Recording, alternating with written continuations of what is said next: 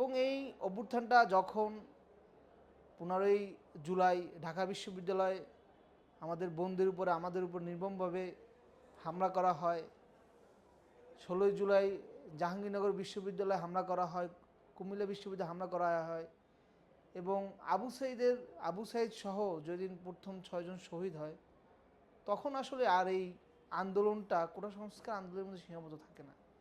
এই আন্দোলন হয়ে যায় এক দফার ফ্যাসিস্ট শেখ হাসিনার পতন আন্দোলনে রূপদান করে।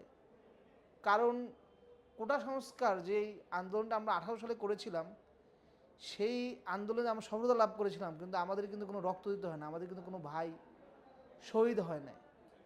যখনই 6 জন শহীদ হয়ে গেছে, তখন আসলে আমাদের মননশীলতা, আমাদের চিন্তার জায়গাটা ছিল যে আসলে আমাদের শহীদের রক্তের বিনিময়ে শুধু কোটা সংস্কার হতে পারে না, এই অভ্যুত্থান রাষ্ট্র সংস্কারের দিকে আমাদেরকে নিয়ে যেতে হবে।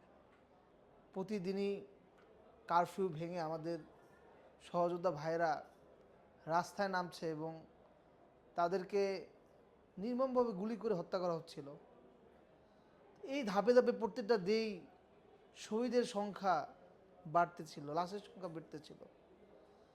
তো এবং এই আন্দোলনের একটা দিক হলো যে এত শহীদ, এত লাশের পরেও আমরা কিন্তু পিছু হাঁটার কোনো চিন্তা আমাদের ভিতর ছিল না। আমাদের চিন্তা ছিল যে প্রয়োজনে আমরাও শহীদ হব।